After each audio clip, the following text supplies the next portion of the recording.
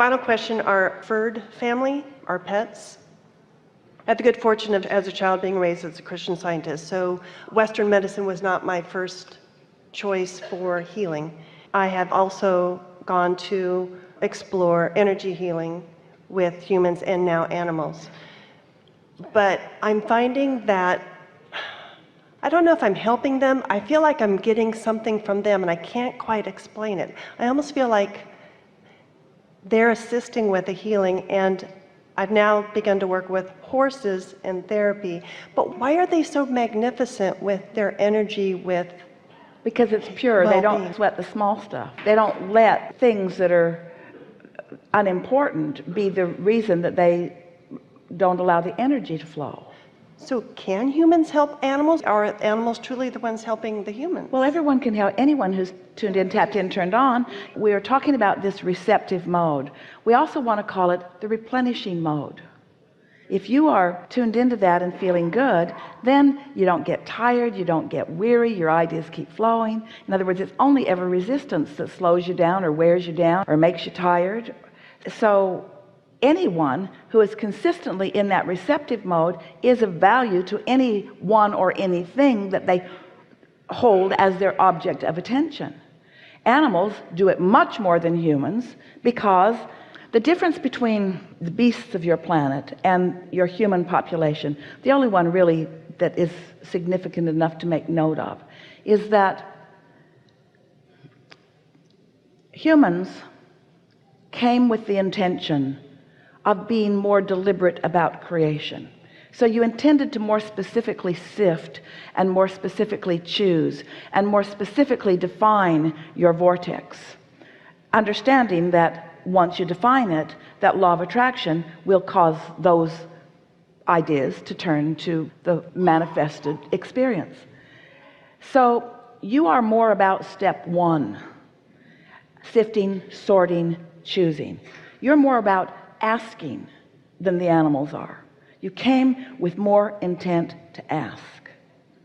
Now, of course, step two is always the process of source.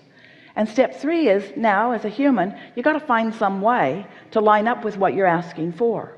The beasts of your planet came, of course, with desires, and life does cause them to create a vortex, but not to the extent of yours and not to the detail of yours. An animal that comes into a physical body has nearly the same intentions coming in as it has going out. In other words, dogs aren't in their mind building dog kennels and racetracks and things of that nature. So the beasts of your planet come with less intention than the humans do, but they come with way more evolved proclivity to allow. So they've got step three really down. You've got step one really down. Now, if you could get step one and step three down, then you'd be as happy as your dog. So what we're saying is, your beasts don't get that split in their energy. They can. You can influence it to them. Humans, especially domesticated animals, can be influenced by the worries, but for the most part, their corks are floating. That's the way they like it. And you know that because you watch them. Unless you find medical ways to keep them in their physical bodies way longer than they ever intended to be, then they get tired and ornery, just like you. Enough? Yeah, perfect. Really good. Thank you. Yeah.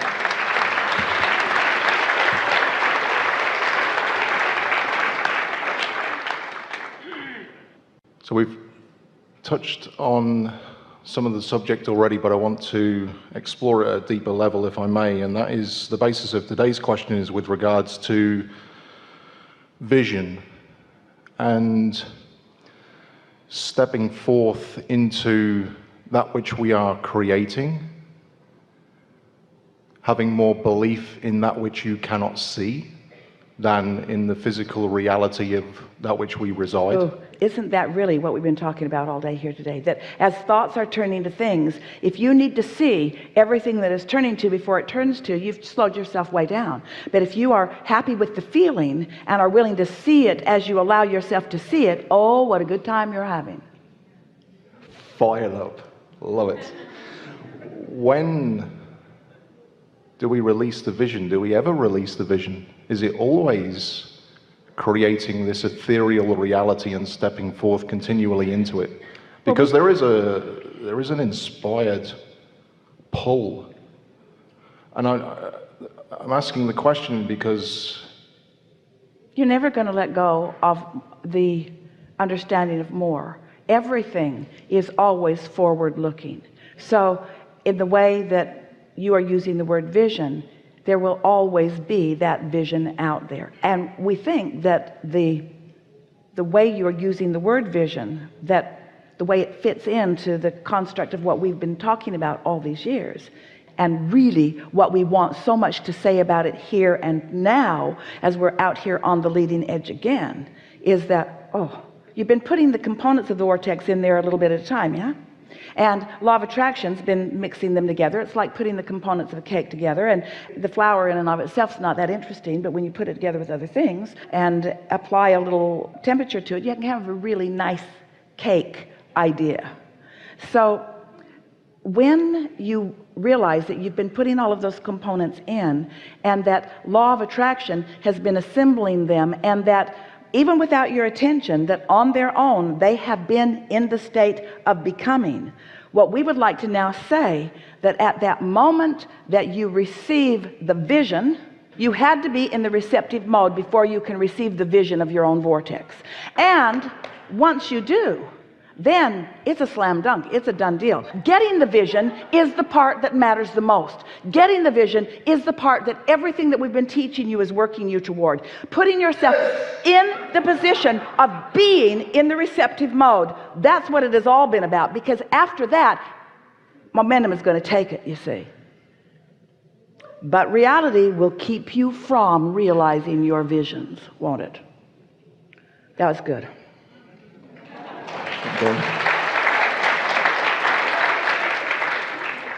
We really like the word you chose, the word vision. It put this receptive mode and this realizing of desire into the perfect context in what we've been wanting to say about it. Because when a desire happens, it has to formulate in your mind. You have to be able to focus it into something. And once it's focused into a vision, the heavens open and everyone rejoices and everything lines up for the absolute complete fruition of your vision. As far as you can see it right now, your vision is going to keep coming and coming and coming and becoming more and more and more. If we never say anything ever again, that will be enough. So a couple of things, because over the past week I've been conjuring with this idea about when in putting forth that vision and stepping forward in faith and not backwards in fear in terms of the becoming of it. Don't get too rambunctiously rowdy about making it happen. Revel in the fact that you did your work. You lived the life, you put it in, it mixed it up, and it became a vision, and now it is going to become, and see yourself as nothing more than a witness of your vision becoming reality. So I'm a witness of it. A follower of the impulse, a sniffer out of the impulse, a living happily ever after of the impulse. Not a doer, not a making it happen, not an accomplishing of it, not a closer of the gap of it, just a witness of the inevitability of your vision now becoming a reality. Because all the work has been done. You stepped 1'd it, we stepped 2'd it, you stepped 3'd it, it's done. Can we talk about the power of decision? Where does decision fit into this whole context? Because well, think about the feeling that is present within you when you focus on a word like decision. the decision already feels like a confirmation. Well, a decision is not split energy. Right. When you've decided something, it's not split energy, and so when that vision occurs to you, that is a decision that the entire universe is in on. So you just have to not decide against it. Have you ever really believed something for a little while and then you start to doubt? And so really the work is to keep that vision alive, to keep yourself in the decision of leaning toward your optimism about it. So this took me down a route of holding on to the vision But that's efforting. That's why we put the softer words on it. Now I've sifted, I've sorted, I've asked, it's stirred, it's cooked, it's launched, and I realized it. And now I am nothing more than, those were the words that we offered. Now I have nothing more to do than to be a joyful witness to the inevitable laws of the universe, turning my vision into a reality. And all the stuff you do to mess it up comes in just what you're getting at right now. I got the vision. Now, what do I do? And we say, leave it alone. Right. Leave it alone. And that's the conclusion, that in the internal dialogue, when do you release it, let go of it, and allow it to be? Yeah, and that takes a little bit of practice, doesn't it? Because you're used to wrestling things to the ground and killing them. Oh, come on. I've been around the block. Well, we're not talking just about you, we're talking about all of you. In other words, I appreciate that, thank you. there's that feeling of making it happen. There's a sort of a feeling of accomplishment in making things happen. Esther likes nothing more than to make a big old hairy list of things to do and crossing them off and then parading the list around. Look what I did today. Ooh, I got that done and that done and that done. Well, to the extent that it's fun to do that, then that's an advantage. But we really want you to feel the ease and flow of all of this. Right. The natural ease and flow of all of this. Just follow your impulses. That's really what we're saying. Right. Follow your impulses. Get tuned in, and then whatever action occurs to you, follow the impulse. Got it. Yeah. That's why I'm here this weekend. I followed my impulse. Yeah. Thank you. Really good. Thanks.